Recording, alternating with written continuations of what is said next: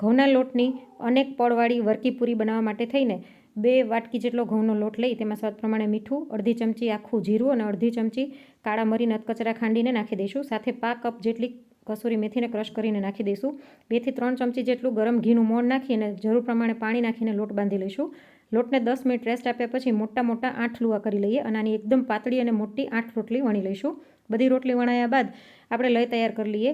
2 ચમચી ચોખાના લોટમાં જરૂર પ્રમાણે ઘી નાખીને પાતળી લય બનાવી લઈશું. હવે રોટલીને લઈ અને તેના ઉપર આછી લય લગાડી બીજી રોટલી રાખી દઈશું. તેની ઉપર પણ આછી લય લગાડી ત્રીજી રોટલી રાખી દઈએ અને એના ઉપર આછી લય લગાડીને 4 રોટલી રાખીને ચોથી રોટલી ઉપર પણ લય લગાડીને આનો રોલ વાળી લઈશું. આવી રીતે 4 રોટલીના 2 રોલ વાળીને તૈયાર કરી લઈશું. તેને અડધા ઇંચમાં આવી રીતના કટ કરી લઈએ.